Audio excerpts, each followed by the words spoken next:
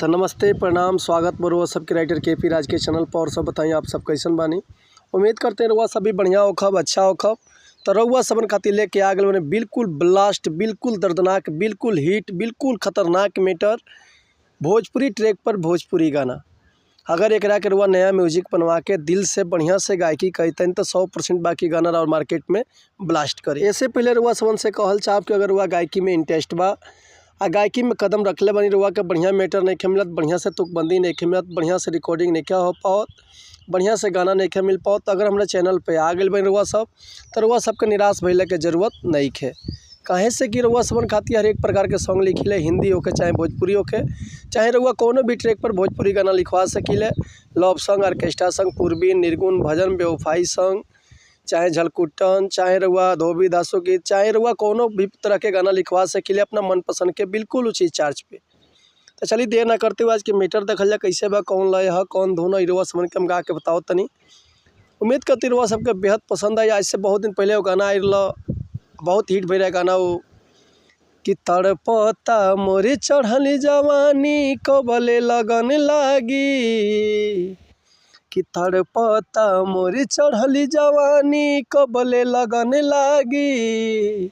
हे राजा जी बाजा बाजी कि ना बाजी, हे सैया जी बाजा बाजी कि ना बाजी। तो यही ट्रैक पर वह समन खातिर लेके आ गए बिल्कुल दर्दनाक हिट मीटर। चलिए देखिए गाना कैसे बा।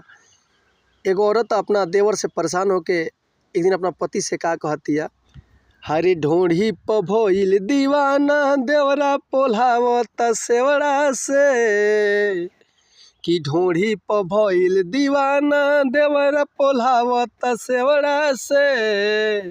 ए राजा जी डर लागत देवरा से, ए सैया जी डर लागत देवरा से।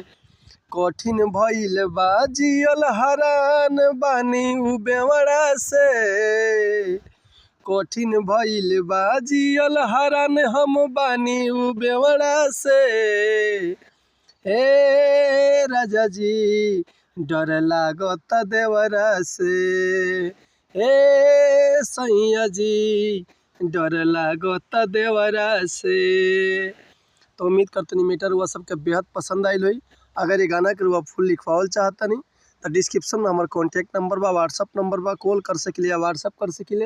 रुआ के बिल्कुल उचित चार्ज पे फुल गाना मिल जाए।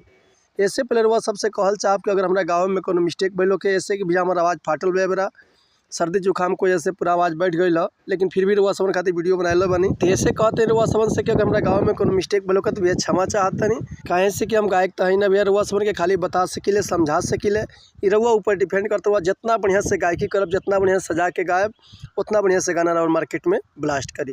तो चलिए मिलते हैं नेक्स्ट वीडियो में कुछ नया गाना, कुछ नया धुन, कुछ नया कंपोजिशन लेके। तब तक ले रुआ सबसे अनुमति चाहता नहीं। तो नमस्कार प्रणाम, जय हिंद, जय भारत, जय भोजपुरी समाज, हर हर महादेव, बम बम भोले, जय भोजपुरी समाज।